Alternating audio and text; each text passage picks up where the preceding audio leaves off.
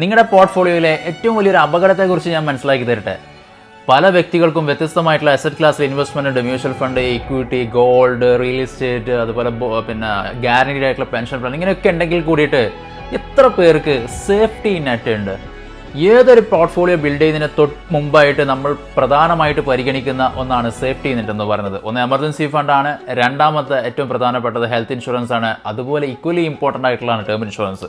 ഈ safety net ഇല്ലാണ്ട് portfolio build ചെയ്യുന്നത് അപകടകരമായിട്ടുള്ള ഒരു കാര്യമാണ്.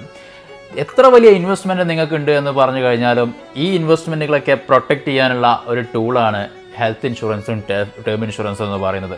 രണ്ടും ഒരുപോലെ തന്നെ ഇമ്പോർട്ടൻ്റ് ആണ്. ഹെൽത്ത് ഇൻഷുറൻസ് എന്ന് പറഞ്ഞു കഴിഞ്ഞാൽ നിങ്ങൾക്ക് എന്തെങ്കിലും അസുഖം വന്നു കഴിഞ്ഞാൽ, ഹോസ്പിറ്റൽ കേസുകൾ വന്നു കഴിഞ്ഞാൽ നിങ്ങൾ അതിനെ പ്രൊട്ടക്റ്റ് ചെയ്യാനുള്ള ഒരു ടൂളാണ് ഹെൽത്ത് ഇൻഷുറൻസ് എന്ന് പറഞ്ഞാൽ. ടേം ഇൻഷുറൻസ് എന്ന് പറഞ്ഞാൽ ഫാമിലിയെ പ്രൊട്ടക്റ്റ് ചെയ്യാൻ വേണ്ടിയിട്ടാണ്. നിങ്ങളുടെ സാന്നിധ്യത്തിൽ നിങ്ങൾക്ക് എന്തെങ്കിലും സംഭവിച്ചു കഴിഞ്ഞാൽ നിങ്ങളുടെ ഫാമിലിയെ പ്രൊട്ടക്റ്റ് ചെയ്യാൻ.